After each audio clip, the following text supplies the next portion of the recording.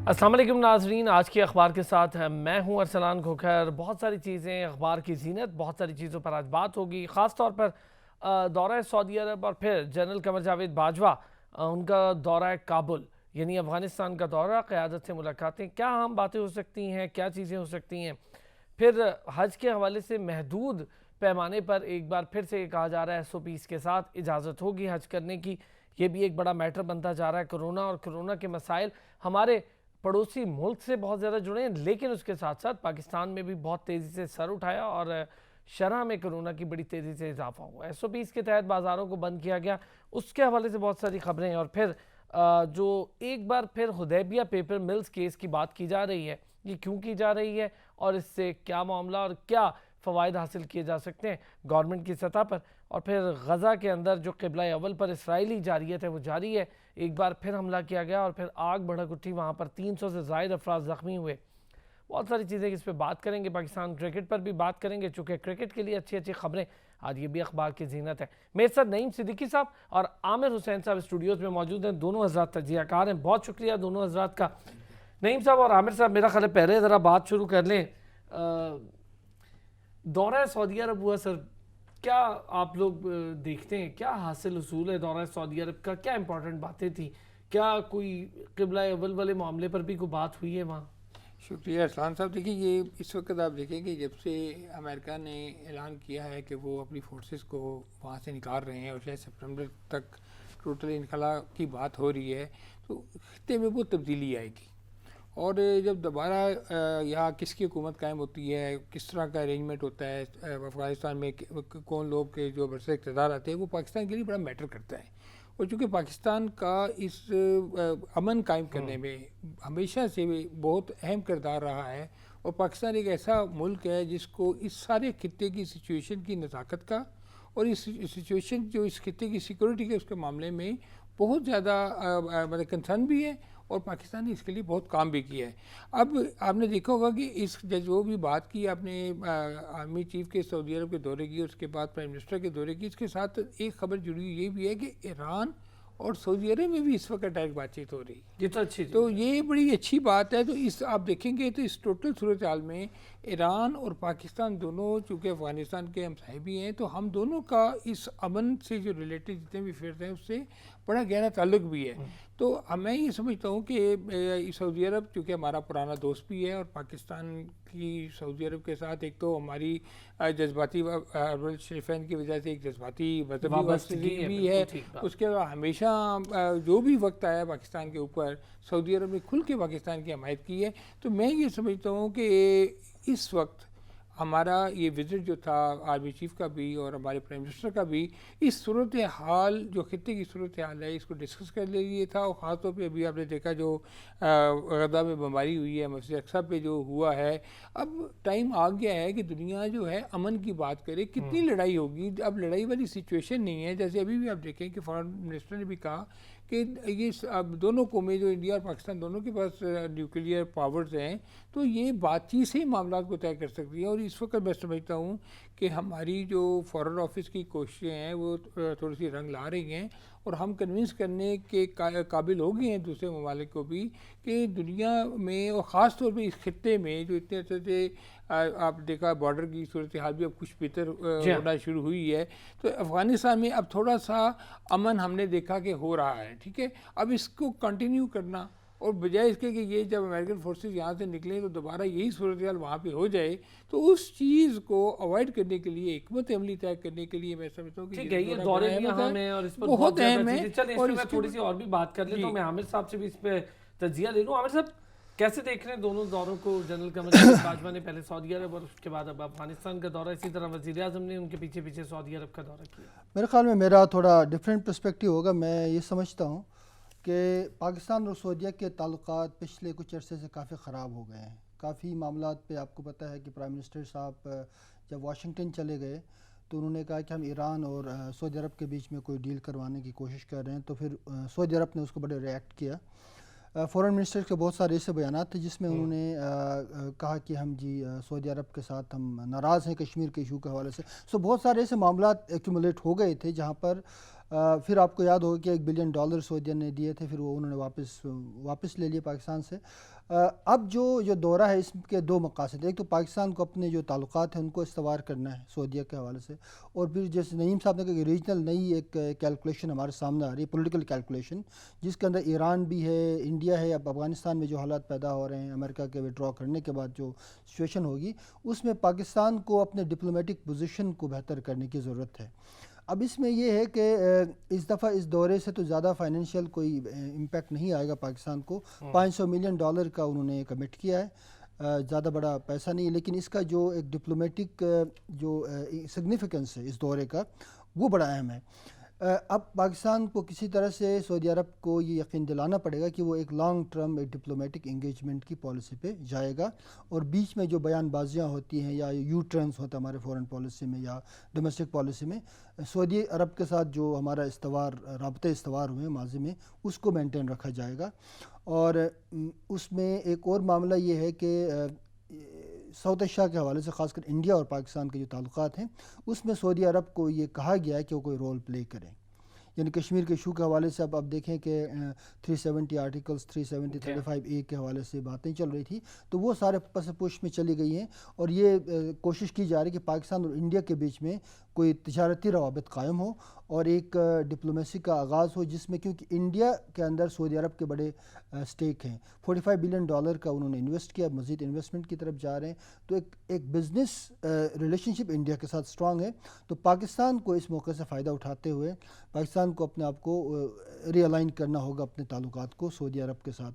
تو میرے خیال میں یہ بہت سارے معاملات ہیں جس میں چیف آف آرمی اسٹاف پہلے گئے، کیونکہ سیکورٹی ایشوز بھی ہیں، ریجنل سیکورٹی کے معاملات بھی ہیں، اور ساتھ ساتھ ہماری جو فائنینشیل کنڈیشن ہے، ہماری جو اکنامک سچویشن ہے وہ اس طرح ہے کہ ہمیں پیسہ چاہیے، تو لیکن وہ جو فرنٹ ہے اس میں ہماری زیادہ کامیابی نہیں ہے، لیکن ڈپلومیٹک سائڈ پہ سعودیہ کے ساتھ تعلقات جو فروزن ہو گئے تو ان کو کھولنے میں تھوڑا سا اس سے فائدہ ہوا ہے۔ ٹھیک ہے، پہلے قسط کی واپسی بھی ہوئی، اس کے بعد بہت ساری چیزیں اس سے چل نکلیں، یہ آپ کی بڑی صحیح بات ہے کہ کچھ چیزیں ہیں، بڑے امپورٹنٹ ڈائنامکس ہیں ہماری اس خطے کے، جس میں انڈیا پاکستان اور پھر سعودی عرب پاکستان اور پھر سعودی عرب انڈیا، یہ ریلیشن شپ، اور پھر ایران کے ساتھ ہمارے تعلقات۔ ظاہر ہے ہم ایک ایسی جگہ پر موجود ہیں پاکستان جہاں پر پاکستان کو تمام تر خطوں کے ساتھ اپنے تعلقات بہتر کرنے کی ضرورت ہے، ہم جنگ کے مطابق نہیں ہیں، مختلف معاملات کے مطابق۔ دنیا میں اوورال سچویشن دیکھیں تبدیل ہو رہی ہے، ٹھیک ہے، اس وقت یہ کرونا جو ہے یہ اس وقت ایک آئی اوپنر ہے پوری دنیا کے لیے۔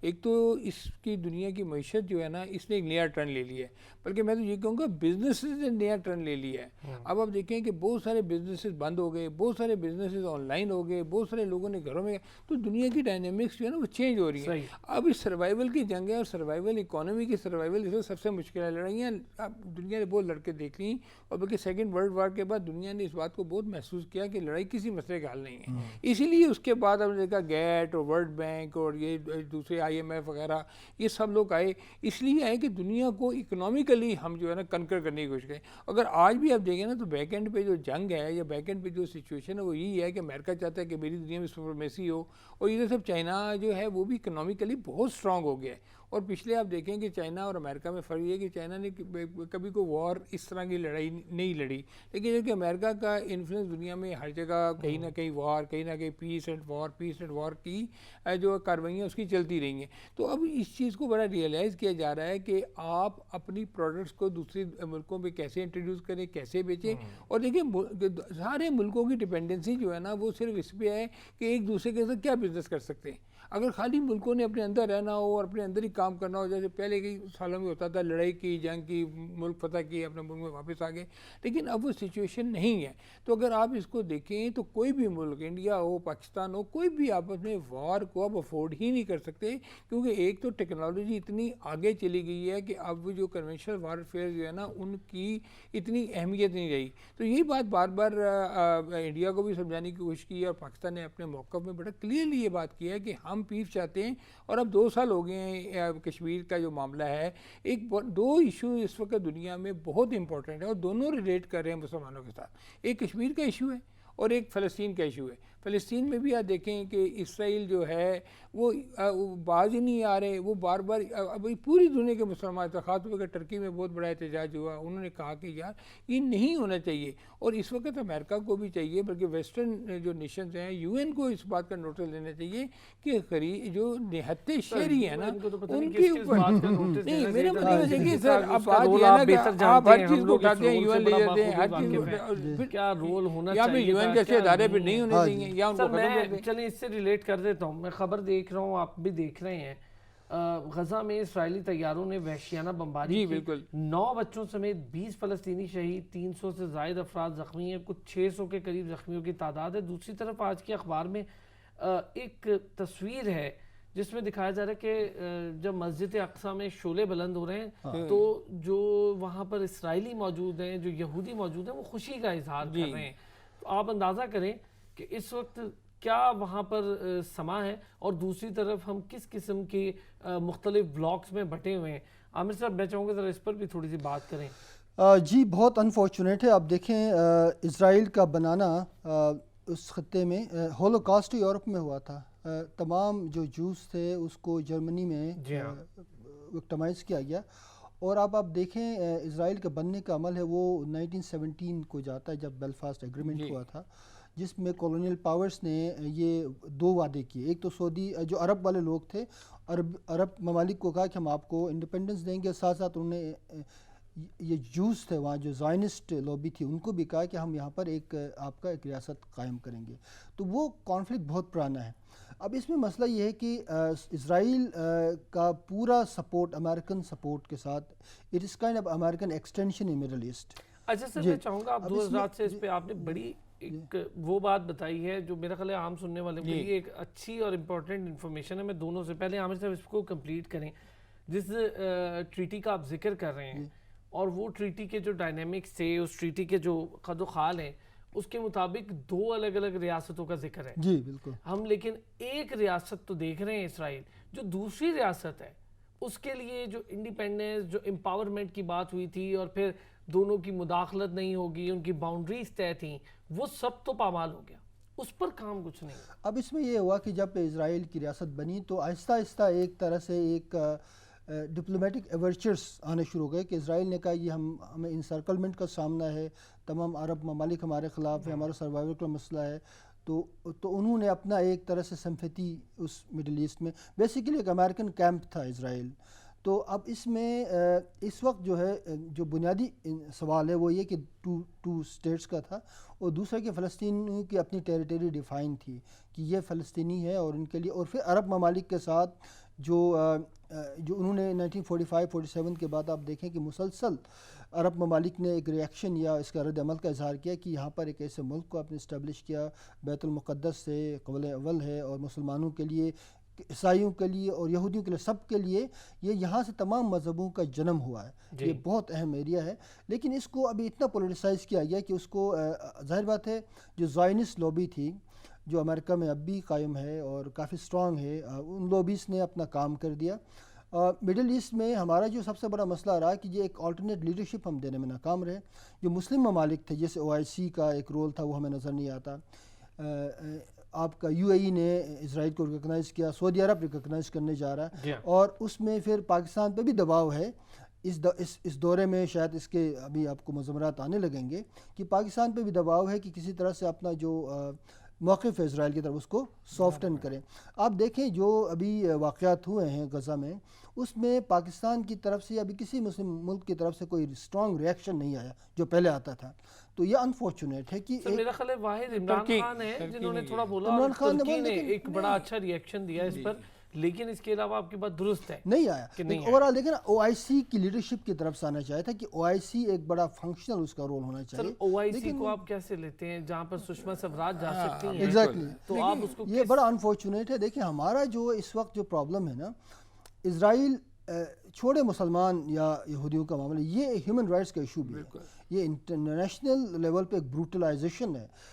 UN کے ادارے خاموش ہیں، اچھا، اور لوگ دیکھتے ہیں یار مسلم ممالک کا کوئی ایک کمبائن کوئی پوائنٹ آف ویو آئی وہ ہمارے سامنے نہیں آ رہا، تو اس کی وجہ یہ ہے کہ جو نیشن سٹیٹ کا اپنا جو انٹرسٹ ہے وہ انہوں نے اتنا مقید کیا ہے کہ وہ ایک لارجر پرسپیکٹیو کو نہیں دیکھ رہے ہیں، اور جب تک اسرائیل کا مسئلہ یہ فلسطین کا مسئلہ حل نہیں ہوگا مڈل ایسٹ میں امن قائم نہیں ہو سکتا. حقیقت ہے. نعیم صاحب، جو میں اس کو شارٹ سا کر کے تھوڑا سا پھر آگے چلتے ہیں، میں ذرا واپس افغانستان والی سچویشن پہ اور پھر حدیبیہ پیپر مل پہ بھی جانا ہے، تھوڑا سا آپ سے اس پہ کامنٹ لوں گا. جو بات عامر صاحب کر رہے ہیں بڑے صحیح، بڑے مزیدار سے انہوں نے ڈائنامکس اور پھر جو ہسٹری انہوں نے بتائی.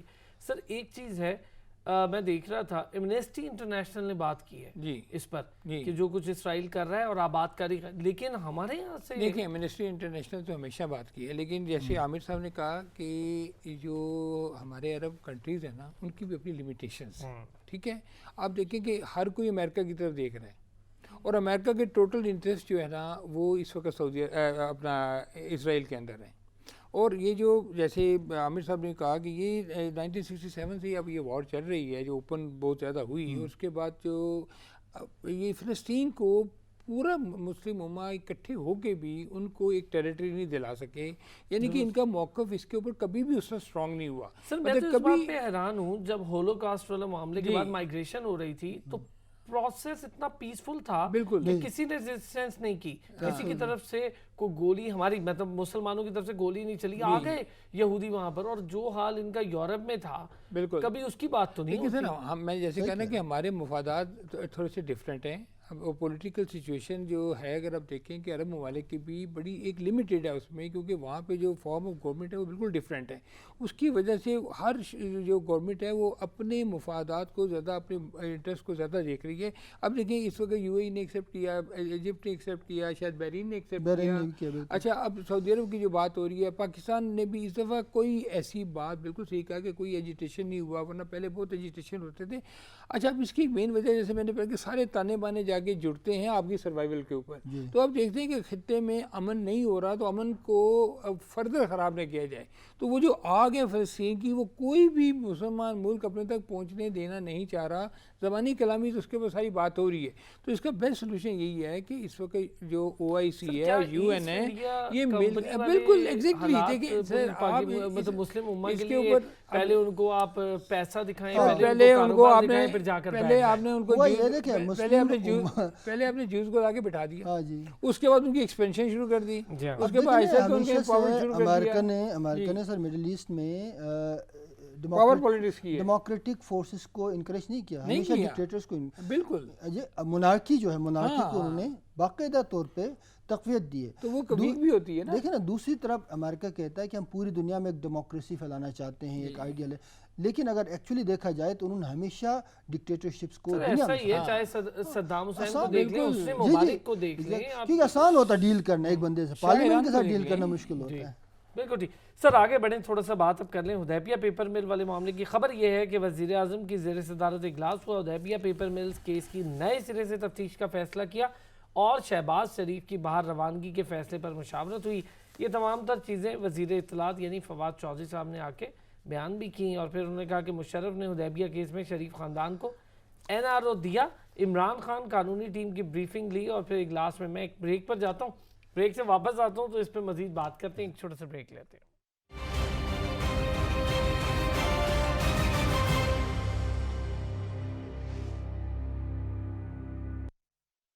جگر یہ آئی ایف بی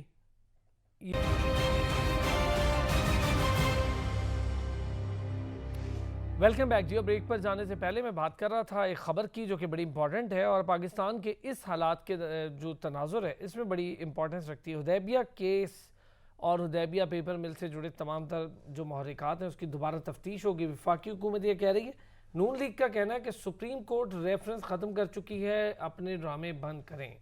سر میں تو یہ کہ میں قانون کا اسٹوڈنٹ تو نہیں ہوں، نہ مجھے قانون کا دور دور تک پتہ ہے، لیکن جو جنرلی حالات ہیں جو ہم چیزیں دیکھتے ہیں وہ یہ ہے کہ ایک آئین کا آرٹیکل ہے 189، اس کے تحت اگر کوئی لا پوائنٹ کے اوپر کوئی فیصلہ آیا ہے تو اس کے اوپر دوبارہ اس کو کھولا نہیں جا سکتا، انلیس کہ سپریم کورٹ خود چاہے اس کو کھول دا تو ایک اور بات ہے. اب اگر آپ اس کو کھولنے کی بات کرتے ہیں تو جو بڑے بڑے اس وقت میں دیکھ رہا تھا جو لا ایکسپرٹس ہیں وہ یہ کہتے ہیں کہ یہ تو ایک مردہ گھوڑے کو چابک مارنے والی بات ہے، اور دوسری بات یہ ہے کہ اگر آپ اس کو کھولنے کی بات بھی کرتے ہیں تو وہ توہین عدالت کے زمرے میں آتی ہے۔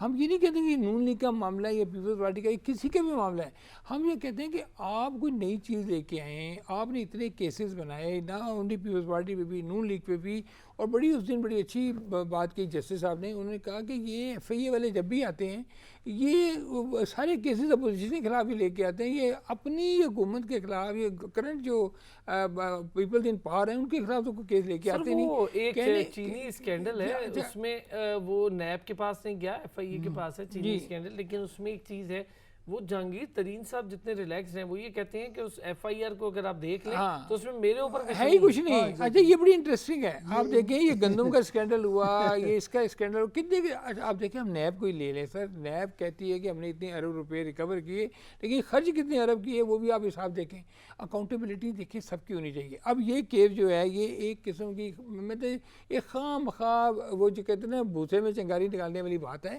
کیونکہ یہ تو آرٹیکل 189 بڑا کلیئر ہے اس کے اوپر۔ اور دیکھیں جب بھی کوئی کرمنل کیس ہوتا ہے اس کا جب فیصلہ ہوتا ہے تو اس کی 30 ڈیز کے بعد آپ نے اپیل کرنی ہوتی ہے، اور اگر جو سول کیس ہے اس کی 60 ڈیز کے بعد اپیل کرنی ہوتی ہے۔ اگر آپ نے اس پہ اپیل نہیں کی یا وہ، بلکہ یہاں تو میں یہ کہوں گا کہ میرے خیال کے مطابق یہ پاسٹ اینڈ کلوز ٹرانزیکشن، اچھا یہ یہ مطلب چیز بالکل ہو ویسا چکی ہی ہے ہوگا جیسا شو آف ہینڈز پر ہوا معاملہ، ہاں وہ آپ صدارتی ریفرنس اور پھر بالکل دیکھیں یہ کلوز اینڈ پاس ٹرانزیکشن ہے، اس کے اوپر سپریم کورٹ خود کہے کہ ہاں اس کو دوبارہ کھولتے ہی کہتا بات ہے، لیکن مطلب جو مدعی ہے یا جو اپوننٹ ہے وہ اس کے اوپر جا کے نہیں کہہ سکتے کہ ہمارا کیس ان کا کیس دوبارہ کھولیں، اور یہ ساری بات ایک وہی ہے جیسے ان کو عدالت نے اجازت دی کہ جب باہر چلے جائیں، حکومت نے کہا اس کو روک لیں، تو وہ بیسیکلی یہی ہے کہ پروسیس کو ڈیلے کرنے والی بات ہے۔ اب یہی پرانے کیسز بار بار لے کے آتے رہیں گے۔ اب سر ان کیسز پر میرا سوال یہ ہے، آپ کی بات درست ہے، آپ نے پوری میرا سوال ابھی بھی یہ ہے کہ یہ جو کیسز 21 سال پرانا کیس ہے، اب ان کیسز کو عامر صاحب ہم ان کیسز پر پیسہ وقت اور قوت صرف کرتے ہیں، لیکن اگر دوسری طرف دیکھیں مہنگائی آپ کی یہ حال ہے کہ 480 سے 570 روپے تک کی مرغی مل رہی ہے 1 کلو گوشت۔ میں عامر صاحب پہلے ذرا اس پہ پھر اکانومی پہ تو ذرا نعیم صاحب سے آج اس پہ بات کرتا ہوں۔ جی عامر صاحب دیکھیں اس میں جو بنیادی سوال ہے نا، مارچ 2000 میں یہ کیس شروع ہوا تھا حدیبیہ ملز کا، اور اس میں یہ تھا کہ کوئی سے 1242 ملین روپے جو ہے نا ان کا خرد برد ہوا ہے، اور فارن اکاؤنٹ میں یہ ساری چیزیں یہ چلتا رہا، اور یہ اٹک فورٹ میں اس کی باقاعدہ عدالت کی ہیئرنگ ہوتی رہی، اور بعد میں 2000 یہ سلسلہ چلتا رہا، کچھ نکلا نہیں یہ معاملہ، پھر بیچ میں پھر نیب نے اس کو پرسو کرنا چھوڑ دیا۔ 2014 میں اس پہ لاہور ہائی کورٹ کی باقاعدہ ججمنٹ ہے، انہوں نے کہا کہ اس میں کوئی وہ نہیں ہے، اس میں کوئی پاور نہیں ہے تو اس کو کلوز کیا جائے۔ 2018 میں پھر جو پی ٹی آئی کی گورنمنٹ آئی تو انہوں نے دوبارہ اس کو کہا کہ ہم اس کو سپریم کورٹ میں لے جاتے ہیں، ہائی کورٹ کا فیصلہ ہمیں منظور نہیں ہے۔ سپریم کورٹ نے پورا دیکھا، عمران الحق صاحب تھے جو نیب کے پروسیکیوٹر تھے، انہوں نے 2 گھنٹے دلائل دیے تو سپریم کورٹ اس پہ کنونس ہے، انہوں نے کہا یار آپ جیسے آپ نے کہا نا 30 دن میں اپیل کرنا تو آپ نے تو کئی سال گزار دیے، اب کہاں سوئے ہوئے تھے، کیا معاملہ تھا؟ تو انہوں نے لاہور ہائی کورٹ کا جو ڈیسیشن تھا اس کو اپہولڈ کیا، اپہولڈ کرنے کے بعد اس کو اسٹرائک ڈاؤن کر دیا کہ یہ کیس ختم ہے، ڈسمس ہے۔ اب جو اس کی جو لیگل پوزیشن ہے وہ یہ ہے کہ 2000 ابھی اگر آپ نے اس کا تو ری اوپن نہیں ہو سکتا، اس کا ایک ریویو پٹیشن دائر ہو سکتا ہے، یہ آپشن موجود ہے کہ لیکن وہ نیب کے تھرو ہوگا، حکومت نہیں کر سکتی، یہ نیب کے دائرہ کار میں یہ کیس تھا۔ ریویو پٹیشن کا مطلب یہ ہے کہ جب دو گھنٹے کا عمران الحق صاحب نے جو پورا ایک ڈیٹیل اس کی 192 پیجز کا پورا ججمنٹ موجود ہے، قاضی فائز احسان نے اس کو ڈرافٹ کیا تھا، اس میں بنیادی طور پہ کوئی ایسی آپ کے پاس کوئی ایسا ڈائمنشن نہیں موجود ہے کہ جس پہ ریویو پٹیشن کیا جائے، نیا لا پوائنٹ ہے، کوئی نہیں ہو سکتا، کیونکہ دیکھیں نیب نے ایک تو پرسو نہیں کہ دوسرا کوئی لیگل گراؤنڈ موجود نہیں ہے، لیکن جب گورنمنٹ کرے، گورنمنٹ اس کو بیسیکلی مینیج کرنا چاہ رہی ہے، حکومت اس وقت چاہ رہی ہے کہ کسی طرح سے معاملہ مینیج ہو، اس پہ کچھ نکلنا نہیں ہے، تو ایک پولیٹیکل پوسچر حکومت دے رہی ہے. باقی اس سے ان کو بھی پتہ ہے کچھ نکلنا نہیں ہے, شہزاد اکبر صاحب کو بھی پتہ ہے اس سے کچھ نہیں نکلنا ہے, ان کی جو لیگل ایکسپرٹ جنہوں نے پرائم منسٹر کو بریف کیا نہیں جس کو اوپن ہونا چاہیے ان کو بھی پتہ ہے اوپن نہیں ہو سکتا, صرف ریویو پٹیشن ہو سکتا ہے, وہ بھی اگر نیب دائر کرے حکومت نہیں کر سکتی. اچھا لیکن اس وہ طرح بھی انہوں نے سنی, وہ انہی ججوں نے سنی جنہوں نے ایسا کیا ہے. آپ کو نہیں لگتا کہ معاملات مزید بگڑ رہے ہیں؟ معاملات گورنمنٹ کے مطلب گورنمنٹ کے جو تمام تر چیزیں کنٹرول میں رہتی ہیں اس کا مطلب ہوتا ہے کہ آپ کی گورننس وہ ایک ایسا فیکٹر ہے جس کی وجہ سے آپ ہر چیز کنٹرول کرتے ہیں. لیکن ہم گورننس میں کبھی گندم کا مسئلہ دیکھ لیتے ہیں, کبھی چینی کا دیکھ لیتے ہیں, اس میں ایک چھوٹی سی بات میں کروں کبھی پیٹرول سستا کرتے ہیں, ملتا نہیں اس کے بہت بڑا ایک سر. وہ ایک جنگ ہو رہی تھی نا, تو ایک سپاہی نے آگے کمانڈنگ افسر کو کہا تھی کہ ہم چاروں طرف سے دشمن سے گھر چکے ہیں, تو اس نے کہا کہ بس اب کوئی خطرہ نہیں ہے, we can move to any direction. تو ایگزیکٹلی یہ سچویشن ہے حکومت کو اس وقت. مطلب میں اب سمجھتا ہوں 3 سال ہو گئے, 3 سال ایک عام آدمی سے بھی پوچھیں نا تو اس کو یہ سمجھ نہیں آئی کہ حکومت نے سارے محاذ کھول دیے ہر طرف, اور ان کے جو وزراء ہیں وہ ماشاءاللہ اتنے قابل ہیں کہ وہ کوئی وقت ضائع نہیں کرتے کسی کے خلاف بھی بات کرنے میں. اب دیکھیں یہ بڑی سمپل بات ہے, یہ اگر ریویو پٹیشن بھی جاتی ہے تو یہ وہی بینچ سنے گا. فار ایگزامپل یہ اگر نیا بینچ بھی سنتا ہے اس سے لارجر بینچ سنے گا. اور جیسے میں نے پہلے کہا کہ آرٹیکل 189 کے تحت اگر کوئی آئینی نقطے پہ کوئی فیصلہ ہو گیا ہے تو وہ ایک قسم کی رپورٹنگ ججمنٹ ہوتی ہے, اس پہ کچھ نہیں ہو سکتا, اور یہ سب کو پتہ ہے کچھ نہیں ہو سکتا, لیکن وہ کہتے ہیں نہیں میں نہ مانوں, میں نے تو یہ کرنا ہے. اب بجائے تعمیراتی طرف ہم کوئی کام کریں, ہم چیزوں کو بہتر کریں, اپوزیشن کو اسمبلی کے اندر ڈیفیٹ دیں, ہم اس کو سڑکوں پہ جا کے ڈیفیٹ دینے کی بات کریں, ہم اس کو عدالتوں میں جا کے ڈیفیٹ دینے کی بات کریں, اس کا فائدہ ہونا ہی نہیں ہے. سر آگے بڑھیں. عالمی منڈیوں میں تیل, چینی, آٹا مہنگا ہونے سے قیمتیں بڑھیں, وزیر خزانہ کہہ رہے ہیں. سر دوسری بات یہ کہہ رہے ہیں کہ گندم خریداری میں پنجاب آگے ہے, یہ فخر امام صاحب نے کہا. چکن فیڈز مہنگی ہوئیں جس کی وجہ سے مرغی کی قیمت بڑھی. مسابقاتی کمیشن نے NPMC اجلاس میں اپنی رپورٹ دی ہے. سر چکن فیڈز بھی ہماری اپنی ہیں, لوکل پروڈکشن ہے, زرعی ملک ہے, دنیا کا ایک بہترین خوبصورت ترین انتہائی فرٹائل لینڈ ہے ہماری. لیکن یہ چکن فیڈ کس حد تک مہنگا ہو گیا ہوگا کہ میں کہتا ہوں کہ جو مرغی آپ مارکیٹ کرتے ہیں وہ 4-5 دن میں تیار کر کے کر دیتے ہیں, وہ آرٹیفیشل وے کے ساتھ ذخیرہ اندوزی ہے ساری, یہ ساری بلیک مارکیٹنگ ہو رہی ہے. 600 روپے کی مرغی پہنچ گئی ہے. آپ دیکھیں ظلم ہے کہ غریب آدمی کیا کھائے گا یار. دیکھیں ایک دن ایسا آنا ہے جو غریب آدمی نے سڑک پہ اپنے پیٹ کھول کے بیٹھ جانے اور یہ لنگر خانے لگنے شروع ہو جانے. آپ اس ایک زرعی ملک ہوتے, آپ دیکھیں آج سے 50 سال پہلے اگر آپ جائیں نا پیچھے, تو 1 ایکڑ زمین جس کو ہم ایک قلعہ کہتے تھے, اس کے اوپر پوری کے پورا گھر سروائیو کر رہا ہوتا تھا. نہ کسی کو گندم کی فکر ہوتی تھی, نہ دودھ کی فکر ہوتی تھی, نہ بکری کی فکر ہوتی تھی. میں اس سے تھوڑا سا آگے جاتا ہوں. نعیم صاحب ایک کمانے والا ہوتا تھا جس کی جاب ہوتی تھی, اور وہ بچے پڑھ بھی رہے ہوتے تھے, کھا پی بھی رہے ہوتے تھے, عید کی خوشیاں بھی منا رہے ہوتے تھے, بہن بھائیوں کو بھی پال رہا ہوتا تھا. سر آپ دور نہ جائیں, ہم سے جو پیچھے بھائی نسل ہے, ہم نے دیکھا نا, اپنے ماں باپ کو دیکھا ہے, اپنے لوگوں کو دیکھا ہے, وہ ایک کمانے والا ہوتا تھا اور 10 بندے کھانے والے ہوتے تھے, اور پھر بھی ایک سسٹم تھا. اب دیکھیں, اب روز دیکھیں, اس رمضان میں دیکھیں سر, آپ دیکھیں یورپ نے 39 سینٹ جو ہے نا چینی سستی کر دی, ہم نے چینی کا ذخیرہ کر لیا, گوداموں پہ چھاپے پڑے, لیکن اتنا بڑا چینی کا سکینڈل آیا سر, اربوں خربوں روپے کا اتنا شور ڈلا, FIRیں کٹ گئی. ہوا کیا؟ گندم کا اتنا بڑا سکینڈل آیا, اتنے 1000 لاکھ بوری سندھ میں غائب ہو گئی, پنجاب میں غائب ہو گئی, اس کا ہوا کیا؟ اس کا کچھ بھی نہیں, کچھ نہیں, اس کا ہمیں کوئی فائدہ نہیں ہوا. عامر صاحب چینی کی جو سستے رمضان بازاروں میں قیمت مقرر ہوئی وہ 85 روپے مقرر ہوئی, لیکن وہاں پر ایک فیملی ہے جس کے ممبر زیادہ ہیں, وہ 1 کلو چینی لے کر کیا کرے گا؟ سر ہیومیلیشن ہے یہ تو. میں اس پہ تھوڑی سی بات یہ ہے نا سر, بیسیکلی آپ جب آپ کی اکانومی مائنس میں چلی گئی ہو, اور آپ کا جو اس وقت جو آپ کا بجٹ فائنانسنگ ہے, جو ڈیفیسٹ فائنانسنگ ہے, یعنی آپ اپنے خرچے چلانے کے لیے پچھلے 2-2.5 سال میں ہم نے 10 ٹریلین روپیز قرضہ لیا ہے. کچھ ہم نے اسٹیٹ بینک سے لیا, کچھ انٹرنیشنل مارکیٹ سے اٹھایا. اب حالت یہ ہے کہ جب آپ کی اکانومی گرو نہ کریں, جب آپ کی کنزمپشن پاور گر جائے, اس وقت آپ کی تمام انڈسٹریز, ٹیکسٹائل انڈسٹری جو آپ کا کمپیریٹیو ایڈوانٹیج تھا وہ بیٹھی ہے, لیدر انڈسٹری بیٹھی ہے, میڈیسن کی انڈسٹری تھی, اسپورٹس گڈس تھے, ساری چیزیں اس وقت بیٹھی ہوئی, تو آپ کی اکانومی چل نہیں رہی ہے. جب اکانومی نہیں چلے گی تو آپ نے پیسے تو نکالنے, آپ کیا کریں گے؟ ٹیکس لگائیں گے مجھ پہ, آپ پہ, مڈل کلاس پہ. ٹیکس نیٹ کو بڑھا نہیں سکتے کیونکہ جو لوگ پارلیمنٹ میں بیٹھے وہ ٹیکس دینا نہیں چاہتے ہیں. معاملہ یہ ہے کہ اس وقت آپ کو لے دے کے آپ کے آپشنز بہت لمیٹڈ ہیں. کبھی آپ کہیں مرغی کا ریٹ بتائیں گے, کبھی انٹرنیشنل مارکیٹ میں اگر آپ دیکھیں تو جو کروڈ آئل کی قیمت ہے بڑی نہیں, کم ہوئی, 2% کم ہوئی ریسنٹلی. یہ کل سر جب کم ترین سطح پہ گئی تھی آپ کو یاد ہوگا تب بھی ہمارے یہاں بہت زیادہ پرائسز تھے. اور باقی جو چکن فیڈ کی بات ہے جیسے نعیم صاحب نے کہا, وہ تو ہماری لوکل پروڈکشن ہے, باہر سے تو کچھ نہیں آتی. انہوں نے بڑا صحیح بڑے زبردست انہوں نے کہا کہ یہ تو لوکل پروڈکشن ہے, آپ اس پہ کیسے. اب مسئلہ یہ ہے کہ آپ کے پاس جب آپ کی ایک سچویشن ہو, دیکھیں آئی ایم ایف نے آپ کے اوپر کچھ کنڈیشنز لگائی تھی. ابھی جو شوکت ترین صاحب آئے اسی بات پہ تھوڑا چیخ رہے ہیں, کہتے ہیں ہم آئی ایم ایف کی بات نہیں مانیں گے. ہم بجلی کی قیمتیں نہیں بڑھا دی ہیں, اب انہوں پچھلے دنوں پھر بڑھا دی. اب انہوں نے یہ ایکسپیکٹیشن تھی کہ $2.5 بلین سعودیہ سے ملیں گے تو ہم اس کو بجلی کے قیمتیں بڑھانے کے بجائے وہاں پہ ہم اس کو سر آئی پی پیز کی میرا خیال ہے جو ابھی تک ادائیگیاں نہیں ہوئی, کوئی اسی آئی پی پی نہیں ہوئی. آپ کے جو گردشی قرضے ہیں اس وقت 24,000 جو کہ تاریخ کے سب سے بلند ترین سطح پہ پہنچ گئے.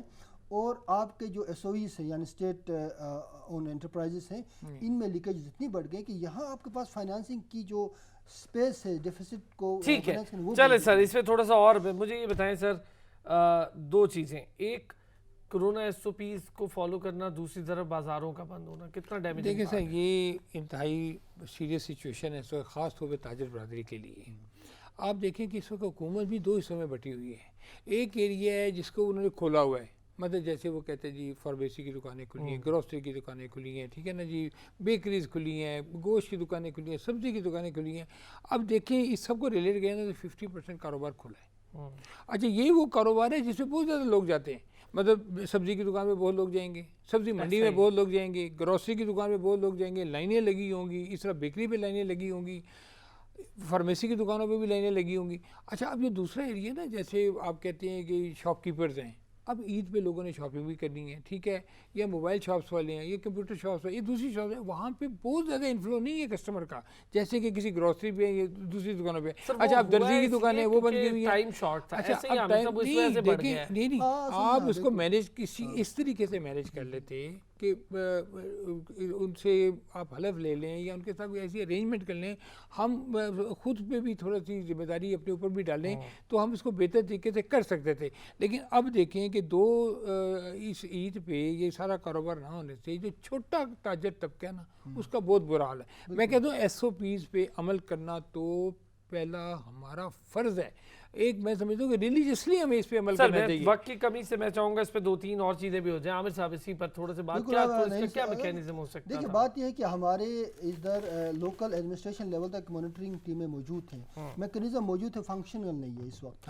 یعنی آپ کے اسسٹنٹ کمشنر سے لوگ مارکیٹ میں جائیں, کام کریں. بہت بہت شکریہ, بہت مزہ آیا عامر حسین صاحب, آپ کا بھی بہت شکریہ. نعیم صدیقی صاحب بہت بہت شکریہ آپ کا.